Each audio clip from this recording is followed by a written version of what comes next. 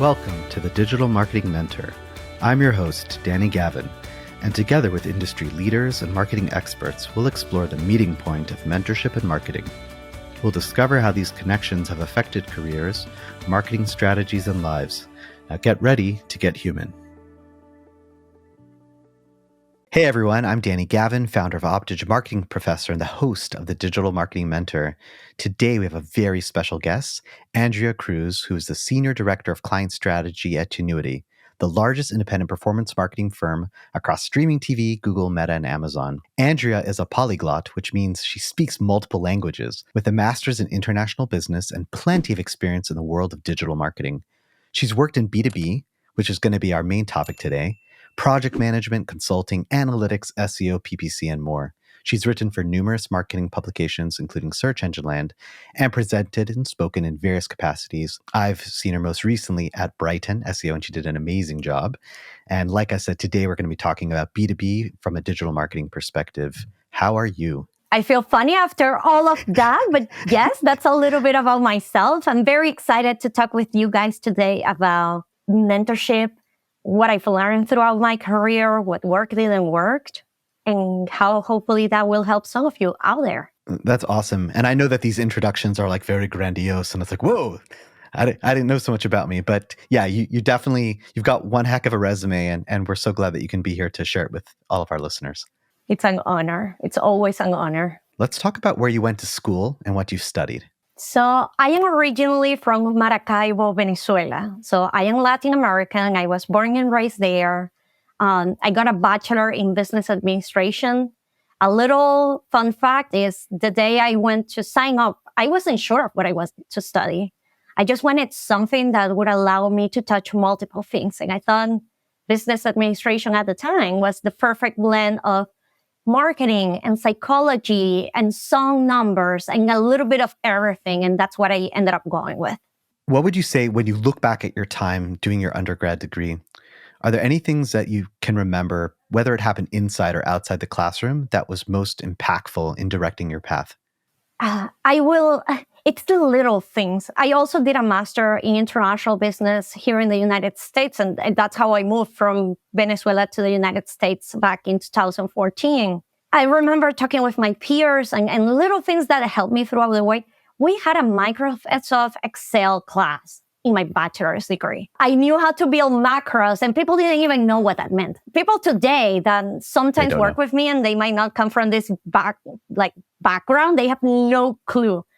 And I thought that was so useful. My bachelor degree actually had a lot of things about digital marketing, and that was something so novel that was unheard of. And now the universities are catching up, but I thought it was very groundbreaking to hear those words back in, I don't want to delay my age, but let's say it was in the very early 2000s. They really made an impact. And I had some wonderful professors that throughout the way became mentors, and I still contact them once in a while. That's amazing. And those digital marketing classes, was that also at your undergrad in Venezuela, or was it just about your master's? Both. So my undergrad, we saw marketing as a class. It was very brief, but it was the first glance of digital marketing. And then in one of my professions or works I worked at back in Venezuela, there was a digital marketing team. That was a function that was built in. I didn't work directly with them, but I was able to oversee some of what they were responsible for. So that was my first glance into the digital marketing world. Even though I didn't work with them, one thing I remember is that marketing team was amazing. They were so collaborative.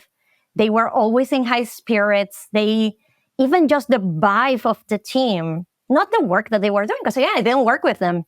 Just the vibe, it was something that you wanted to be a part of. So I was always intrigued. And I think that's something that stuck with me throughout later on in my career when I started actually working in digital marketing. And how is it coming to America from Venezuela? Obviously, the countries are very different, but how was that transition for you? That's a transition on its own. I think I had the honor of being in Boston, in the state of Massachusetts, where there's people from so many cultures and countries. The Latin American group was always very tied together because we all spoke Spanish. We all kind of had the same feelings. We all kind of liked to do the same stuff. But it was such an eye-opening experience to work with people from countries I didn't even heard of in my life at the time. I didn't know Mauritius was a country. I had to Google it to know where it was. So having the opportunity to be immersed in an environment where you have people from so many different backgrounds and experiences, I would say it literally changed my life. So amazing. And just random, but I have a friend who's a rabbi in Mauritius. I know that's kind of random, but there you go. There you go. I didn't know. I was like, where are you from? And where is that? And place it on a map for me, because again, we sometimes live in our own little bubble. And unless we're open to look beyond that, we won't know that there are other cultures and other ways of working and experiences that we are really limiting ourselves. How would you define a mentor? For me, a mentor is someone that will open you like a book. That's someone that can actually find some of the real hidden gems within you, that can get personal with you so you can really open up and show you the path of not what worked for them, but based on their experience, what can actually work for you as a human. It's incredibly difficult. I think in my own experience, you go through different mentors in life, because you will find a mentor that is very good for your professional career, while there's another one that is very good for your own personal development and growth. But if I had to put it in my own words, I would say that it's someone that can open you like a book and can tell you, look, this is the path you gotta follow based on these traits I see in you that I've not seen you are displaying very well, and can show you that path forward. I love that definition. And I'm just thinking about like the open book analogy. I think it's a cool perspective on how to define it. Let's talk about some of your most influential mentors. I know we've spoken in the past about a couple people like Jeremy Krantz, AJ, JD, Casey. Would love to speak more about your relationship and how they were influential to you. I am just thankful to all of them, because they've all helped me in so many different ways. Jeremy Krantz, I will never forget how passionate he was, and he still is, about his craft and what he does, how he gets information, the importance of staying up to date with news, and really loving and being honest and transparent about the work you are putting forward. It should always be positive and groundbreaking. Then people like AJ Wilcox and JD Prater, who I actually had the opportunity to see in person at Brighton SEO in November last year. Yeah. They gave me an opportunity that when no one else did. They told me, Andrea, we think you are very smart and you have an opportunity to go out there and share some of the insights that you're gathering from your work in marketing. I was like, there's no way. We're like, yeah, you can do it. I was like, no, I can. What if people doesn't understand me? That was a real concern I had, because I have an accent and I'm from a different country. And will people underestimate me because they can't understand me, because they will think I have an accent and that makes me inferior? And they really opened the doors for me to introduce me to new people, to be more confident in myself. I messaged AJ last week because I had a question, and we became good friends from that. But even having that support system to push me through. Casey Gillette also allowed me to really fine-tune my ability to present ideas and content. Now at Tenuity, I have so many people I can't even count them with my hands. My own manager, Emily Kanov, Christy Fay, Christy Valassi, Tavo Castro, most recently. It's people that just can take a step back and actually analyze a variety of components. They do it so magically in a way that really transforms into something that it's strategic and it's valuable, and how to go through that storytelling process along the way. They have all helped me in different ways, and they are doing it out of the goodness of their heart in a way, because it goes beyond what they should be doing as a manager. They are really putting themselves out there and we will do this together and I'll show you how. Have you thought about this? I will be honest. I have always been the person that hates when you ask me 10 questions, so I will get to the answer myself. So they have taught me in a way that actually works for me, and I will always be grateful with them for that. So tell me a little bit more about that. So obviously Yeah. A big part of mentorship is guiding, right? It's not necessarily telling you what to do, but helping you figure out the answer yourself. So you say you don't really like when someone asks you 10 questions. So I hate it. so how have they, let's say, altered their strategy to make it work better for you? Well, it comes with we will do it in steps, and I have found that works better for me. It's like, this is the idea of what we're trying to achieve. Starting. When you get stuck, we will reconvene.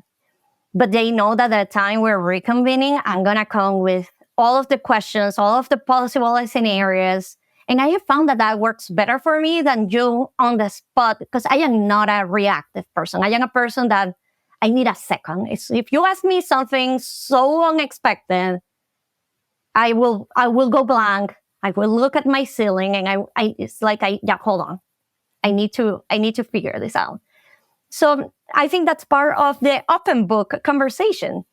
If I would get a mentor that is constantly just asking me questions out of nowhere, I'm gonna feel so lost, because it's too much information that I don't know how to process. That's why I think the open book reference makes sense. It's someone that can actually understand how you are breathing and what will make you go forward. And I love how you know yourself, because I feel like sometimes people don't know. And some people think like there's an expectation. If someone asks you a question, you need to answer it right away. But knowing that it's okay to stop and think, or say, hey, I need to come back, I need more time. Like, that's totally acceptable. So I'm so glad that you brought up that idea. I think the other thing, Danny, that a lot of people struggle with, it's emotion. I had this conversation with a colleague yesterday. I told her, it's okay to show that you were emotionally hurt by what happened. No, they're not going to pay attention. They won't care. When you open up and you show that you're vulnerable, that also allows you to create a deeper connection with people. I think in today's world, we just all assume, yes, I have to do A, B, and C, and I'm good for the day. But unless you create that magical connection with people where you get to know them, you show them your vulnerabilities, what excites you, you can really move forward and be very successful when it comes to relationship building. And even your own personal emotions are going to get very mixed up when you are trying to push projects, campaigns, you name it, forward. And I think especially in the remote world that a lot of us live today, if we don't have that open communication and we don't let people know how we're feeling and how something touched me or didn't, then we can't really work well together. When you're in an office and you're sitting back and you can see people's expressions or see how they're behaving, it's a lot easier where you don't have to communicate as much. But in the remote world, we have to do it even more so. And it's hard for some people, but I think the ones who do realize it, they're a lot more successful. You have so many amazing mentors in the past. Now, how are you mentoring other people? I start with a plan of attack. What do you want to get out of a mentorship? That's question number one. When somebody tells you, Andrea, I appreciate you, would you be able to mentor me? The first thing is like, okay, give me in writing, what do you want to get out of this? Because if we start a mentorship discussion and there's no plan, it's very difficult not to just talk about the things we like, to talk about growth and things that makes us uncomfortable. We really need to know what are you trying to solve, and you put it in writing. And if you don't know, that's okay. We can work on it together. So that's part one. Part two is I show to all of my mentees, all of my sides. I show them when I am angry. I show them when I am sad. I show them when I am happy, and how I deal with emotions. I show them my most human side, because I'm really trying for them to be open and tell me what are the things that bothers them. So that's two. And then three, I will always come to them with, and this has been possible so far, with things that they didn't consider before. I know you wanted to come for this.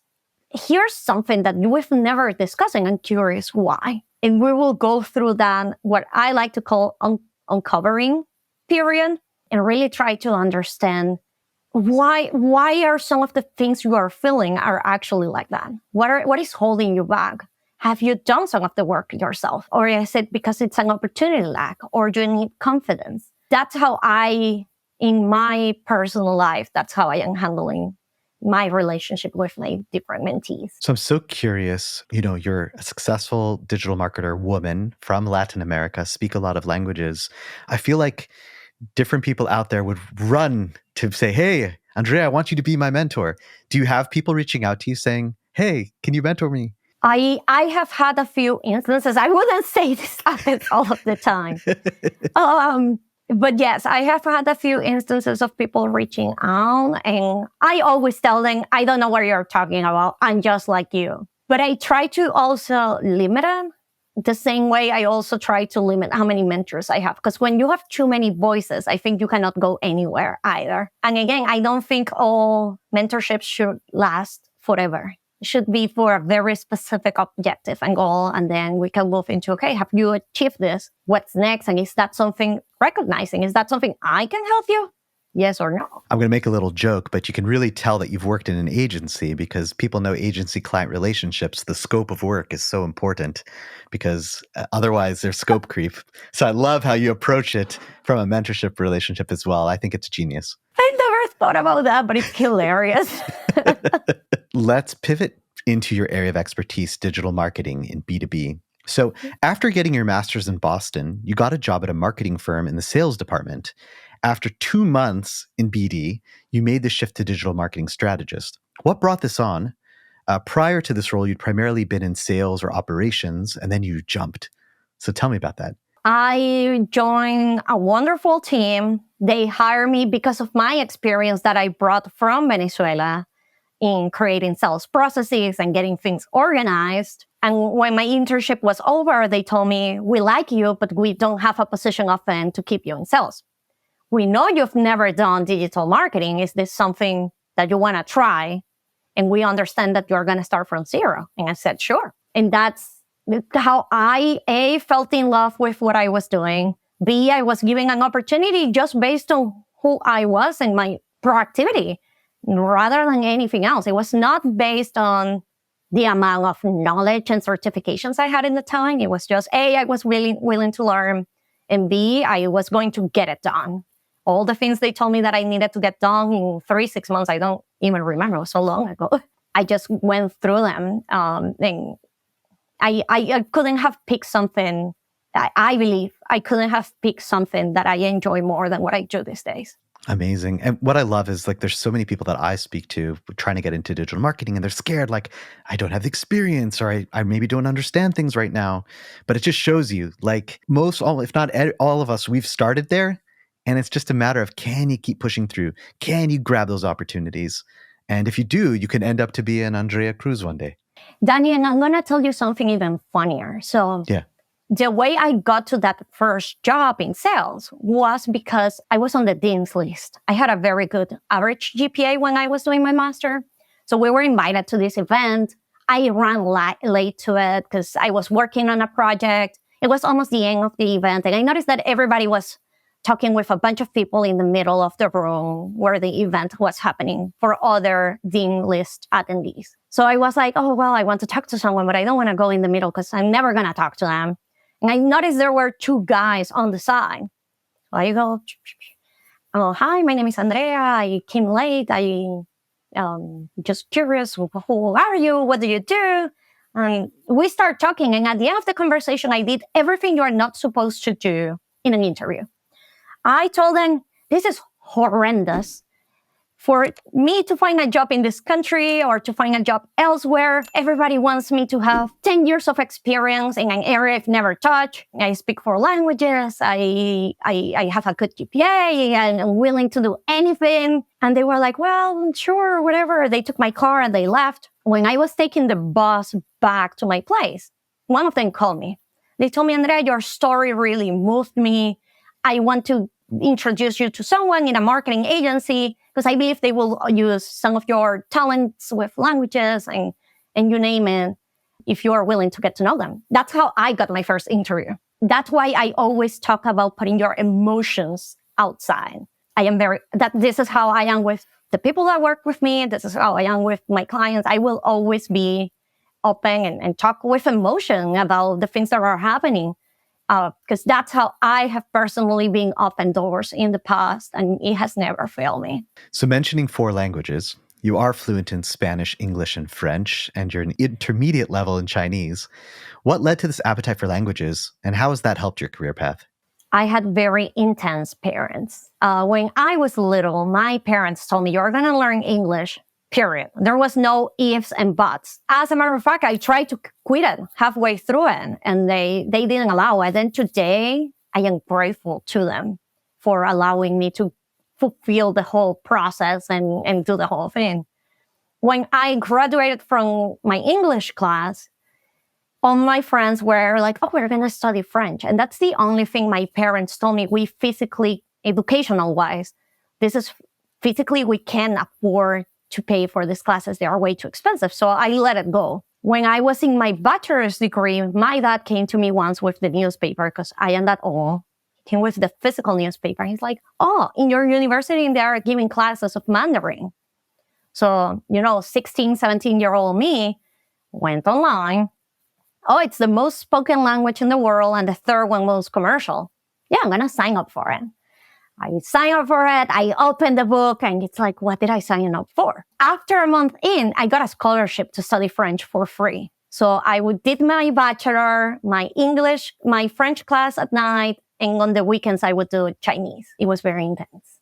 But that's how I did it all together. And English is obviously the language I use on a daily basis. I have transparently, it has not led to a lot of opportunities speaking the other languages in my career. French is probably the one I've used the most after I graduated as well and started in the corporate world. Do you feel like with a brain that's very open to languages, has it given you advantage from a digital marketing perspective, from an analysis perspective? I think it has given me in a way that I cannot explain it, but myself in the shoes of different people. I believe learning a new language is a great opportunity to understand how other cultures think, how they see the world, how they function as a society. So that's what I would give credit between the languages and how it helps me from a marketing perspective better understand how people might take ad copy, creative, messaging, landing pages, you name it.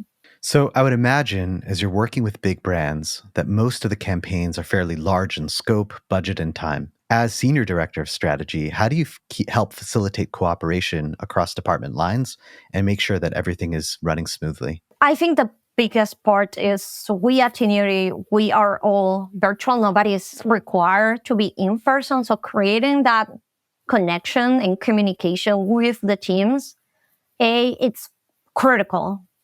The relationship building internally has to happen. There's no option. That's part one. Part B, we are just structuring in a way that will allow us to always put the client first. And anything that it's a strategy, which is where everything should start, comes from me and my team, as well as the other team members that have that are from the same department. When a strategy is clear, everybody can move forward. When it comes to digital marketing, B2C is very popular. Sometimes B2B gets pushed to the side. I know your talk at Brighton was really good because it looked at different aspects from a B2B perspective. How do you feel, when someone asks you about B2B for digital? What do you feel like are the pros and the cons, and why you're happy that you really understand it? Well, first of all, I want to say today on Twitter/X, whatever we're going to call it, Melissa Mackey made a comment of, why is Google talking about Pepsi? Can they talk about a small brand or B2B? I was like, I agree with you. Because it's true. It's just easier and shinier to talk about, the big retail brands and all the cool and different things they're doing. What I love the most about B2B is that one, it moves slower. It's not about quantity, it's about quality. I think those are the two things that I like the most. And I think the idea that it's not shiny and that not everybody wants to go through it, I always like to mention the wonders of B2B. And people always laugh at that. I find it hilarious. I always say the wonders of B2B. People are like, but it's true. We don't have a lot of people that are so passionate about it. So I think that fuels me further to showcase people. Yeah, it's complicated. When you have a sales cycle that it's 18 months, 4 years, I've seen it. Yeah, it's going to be difficult and different, and you have to be creative. And yeah, 99% of the content that is out there won't work for you. So how do you actually position yourself in an environment where you can keep moving forward without feeling that you have to show it off every single day? I think B2B is changing too. I had a conversation with someone today about it. I only want to target the right accounts and the right job titles. I was like, that's all B2B. B2B today is opening up a little bit. That doesn't mean you're going to target the whole country, but it's about also inspiring and reaching and touching and influencing not only your buying committee, but the people that will influence your buying committee. So it's been very fun to also see how B2B has changed throughout the decades, and I'm excited for what's to come. I know we've come a long way to 2024, but I still feel sometimes people are like, Google Ads is not really a channel for B2B. It's like, what? Like, it's the relationships, it's the trade shows. Yeah, LinkedIn, I can understand. It makes sense. How do you address those people who are like, Google Ads is not for B2B? Well, I would say that the majority of the B2B budget today still goes to traditional media, relationships, events, and sponsorship. If somebody's trying to prove that that's not true, that's not what the data suggests. So that's part one. Then part B is, are you using Google Ads to only send people to a white paper, to a blog, or to a demo request? Because if that's all you are doing, that's probably why it doesn't work for you. How is people getting to know you? How is people actually creating a relationship with the brand? Are you gating all your content? Because these are some of the things that we encounter in the B2B world, and that's why most B2B experiences are negative, and people are like, I don't even want to deal with you. I'm just going to go with the guy who helped my friend that works in X company that does the same thing I do. So it's about education of what is B2B marketing actually doing for you, and how are you actually interacting with people? Are you just writing content from ChatGPT and pasting it on your website because it has the right keyword? It has to go beyond that. And I think it's hard sometimes as digital marketers because we want to track everything. So like you said, to send Google ad traffic to just a blog post that's not gated, or to have LinkedIn ads that aren't necessarily to a lead form, but it's like just getting awareness. It's difficult. It's like, ooh, we're going to spend money on that, but it's not going to maybe lead. I think it's hard. I think it's a challenge. Do you find that with the marketers themselves that it's like? It's absolutely a challenge. And if you are not comfortable with it, I don't think B2B might be for you. I like that. If you are that control freak that you need to know they click here and 2 days after they went to this page and 2 days after they came back and opened an email, B2B is not going to be for you. Because again, when you have a sales cycle that it's going to take more than a year, there's no tracking system in the world that is going to get you there. I was reading this stat the other day about how people are changing jobs more frequently than B2B organizations, large organizations are actually changing software and platforms. So if you're reaching that person today, in 2 years when they become in market, they might not even be in the same company. And if you are only targeting a few accounts and not the other ones, or you are only showing them content for, I'm going to make this up, financial services, and they decide to go to automotive, they will stop hearing from you. You're going to go away from their minds. So these are some of the strategic questions we're trying to have in the B2B world these days about going broader, but still targeted. Broader doesn't have to be everybody. It can still be targeted without having to try to put a pin in a needle together. So what about from the client side? Do you feel like people coming to you know that, they know it's a large cycle, but they also know digital marketing, I should be able to track everything. Do you feel like you're having to explain it to the clients as well, or you think they kind of get it? I'm going to go with both. There's people on both places. And I think when you are in some of these relationships as well, when you tell finance, no, I can't track them for 8 months, finance goes like, oh, this is terrible. I hate it. So then you have to start talking about things like incrementality, whatever might be the right approach for them, depending on where that business falls within. it's a lot about education. There's people that will just get it because they are more educated marketers and they understand some of the restrictions we live in today's world. So for much of your career, you were in the trenches, so to speak, and doing the actual marketing implementation. Now that you're a senior director and looking at things a step or two removed, how do you utilize your experiences and expertise in performing the actual digital marketing from more of a high-level 10,000-foot view? I have learned that people appreciate when you were so in the trenches that you can have a conversation with everybody. It doesn't matter if you are day one person or if you are the lead on any channel, let's call it paid search. You can gain a better respect out of those people when they know you understand all of their pains and you keep up to date. And that's what I think it's the other big takeaway when you give them something they haven't considered, or you ask them questions for considerations. Have you thought about A, B, and C? Because I've not seen any communication about that could be impacting us. Or even I had the pleasure of not only doing Google Ads in my career, I did SEO, I did email marketing, I did organic social, which I hated, I did paid social. So having an understanding of how a change in one place can affect the base has been very instrumental for me. I still read all of the publications on a daily basis. I am still stalking a bunch of people on Twitter/X, on LinkedIn, you name it. What I get from Continuity, which is also daily, updates that are coming daily. I believe the day I stop trying to catch up, it's gonna be very difficult for me to get back into the rhythm of things. So yeah. Do you ever miss being in the trenches?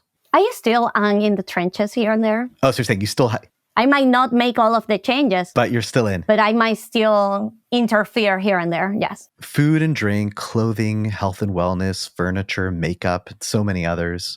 So you work with many different industries. Is there any one industry you tend to have the most fun with? Oh, it's B2B for sure.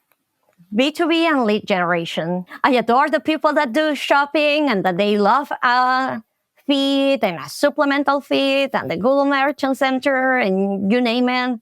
That is just not I did it for a while, like multiple accounts, but it's not my cup of tea. I really like the other aspect of how do I prove to you that I'm good enough for you to give me your personal information, knowing that I'm going to reach out to you later, or knowing that I'm going to start blasting you with emails and you name it and remarketing to complete your application process. I always like the idea of that little, I'm going to call it game between the user and the business.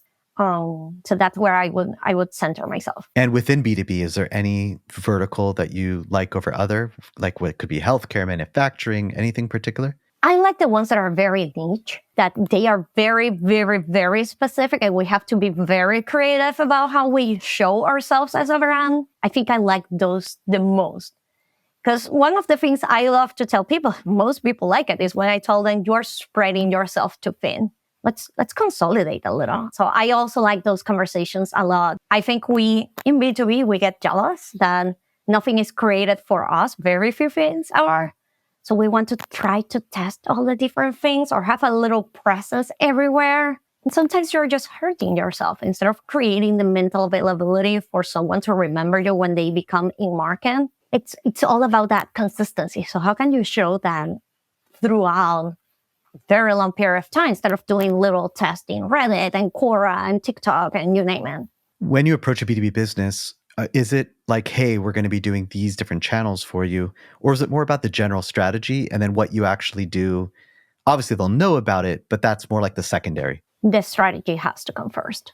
What are we trying to solve and how are we going to solve it? Knowing who your audience is and the communication strategy that goes with it. And then we can talk about which platforms make sense, how much budget you have. But you have to really let yourself, quote unquote, I don't want to say get loose, but a little. It's about, don't restrain me. It's like, what is your actual problem? What are you really trying to solve? What is your goal? And then everything else we can figure out later. Because what I have found is when people come with, I have $1 million. I want you to spend it in DV360, Google Ads, and I'm going to make this up, SEO. when you're already given the parameters, maybe that's not what you need. And that's why you are looking for an agency or an expert or someone outside to tell you, just like in the mentors, this is what you are telling me, but it's not working for you. And here's why. Awesome. So it's time for our lightning round. I want people to get to know you a little bit better. So in the world of books and movies, what are some of your favorites? So I am a big Harry Potter fan, and all the books I read, they have to be about fiction.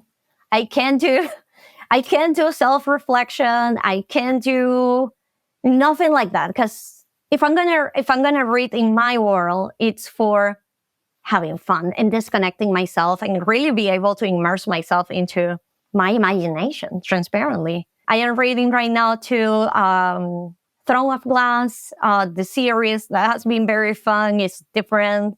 And then the show that I am watching now, that I am going through all of the systems, is Top Chef. I am a terrible cook.